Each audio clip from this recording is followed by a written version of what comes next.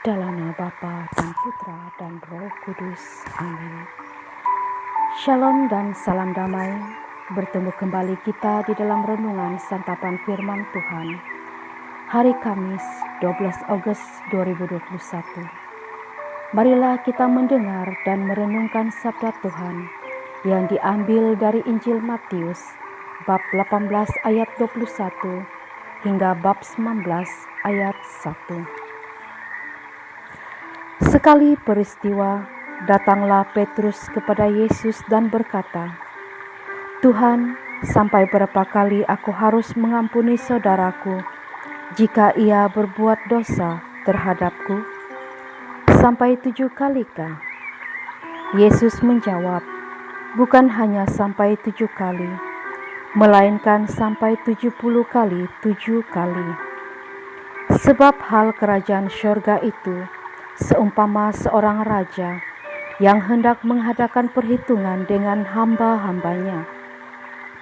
Setelah ia mulai mengadakan perhitungan, dihadapkanlah kepadanya seorang yang berhutang 10.000 talenta. Tetapi karena orang itu tidak mampu melunasi hutangnya, raja lalu memerintahkan supaya ia beserta anak istri dan segala miliknya dijual untuk membayar hutangnya.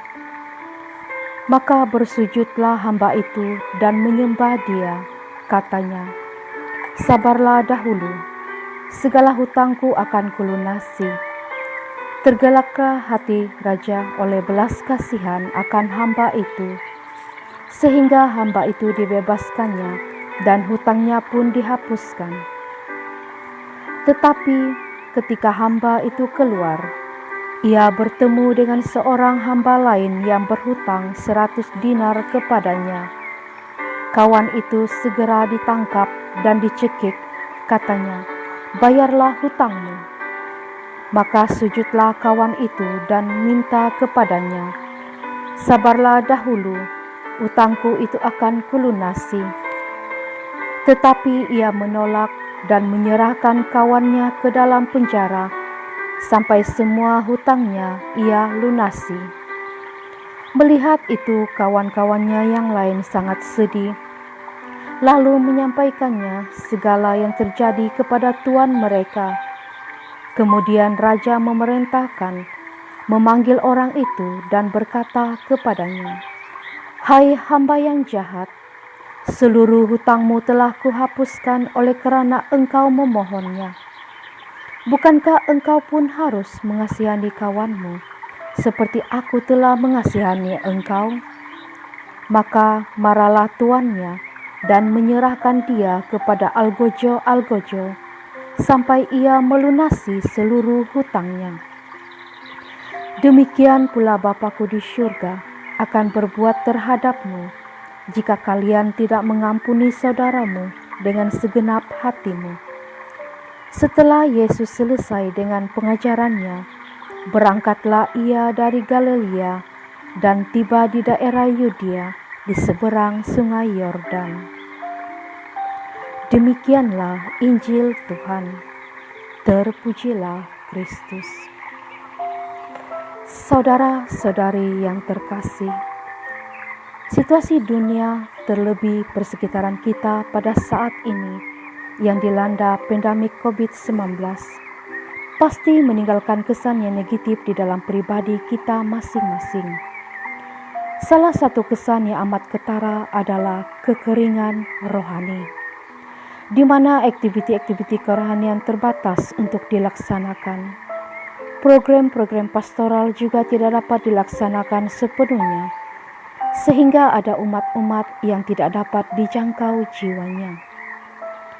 Kita semua, tiada yang terkecuali, pasti akan mengalami yang dinamakan kekeringan rohani ini. Cuma sahaja perkara yang kita alami itu berbeza.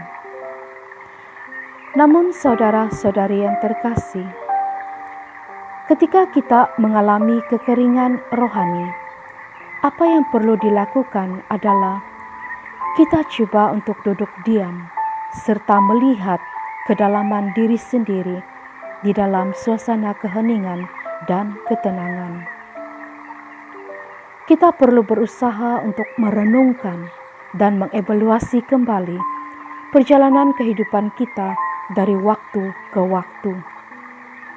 Sebenarnya di dalam kekeringan rohani tersebut, Tuhan hadir lebih dekat dengan kita berbanding kita dengan diri kita sendiri. Waktu inilah kita membiarkan diri untuk lebih mendengarkan, melihat, merasakan dalam keheningan maha dalam suara-suara alam semesta. Siapa tahu di sana ada Tuhan yang tersembunyi sedang menyapa kita.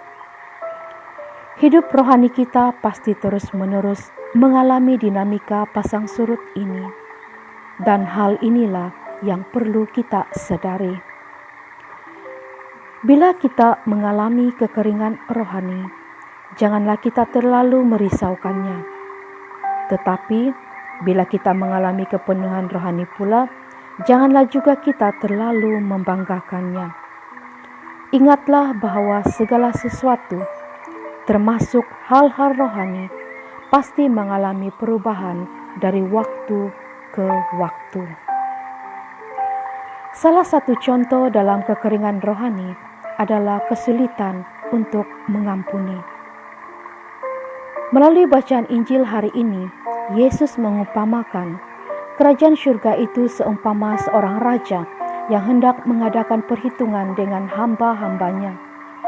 Kita telah mendengar sebentar tadi, di mana ada seorang hamba yang telah berhutang mendapat belas kasihan dan pembebasan dari raja yang maha baik daripada melunaskan hutangnya.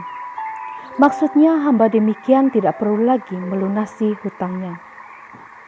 Manakala situasi yang kedua, hamba yang telah dibebaskan daripada melunasi hutangnya telah mendapati hamba yang lain mempunyai hutang, namun hamba tersebut telah menangkap dan mencekik hamba berhutang itu serta mendesaknya untuk melunasi hutangnya tanpa mengingat apa yang telah dilakukan oleh raja terhadapnya ketika berhutang, yaitu mengampuni dan membebaskan.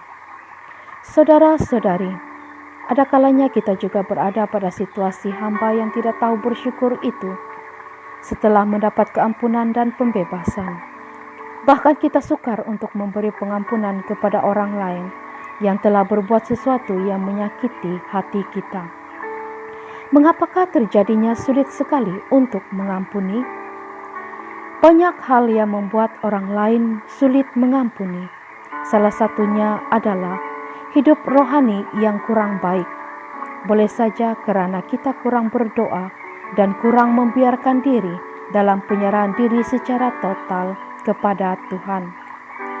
Kita mungkin kurang bersikap kontemplatif, yakni menyadari kehadiran Tuhan dalam segala sesuatu. Kita juga kurang bersyukur atas segala anugerah yang kita terima setiap saat. Atau mungkin kita selalu memusatkan diri pada hal-hal yang jasmania, harta, kekayaan, kedudukan, status hidup, dan sebagainya. Dan juga mungkin terlalu tinggi keegoan dan kesombongan kita.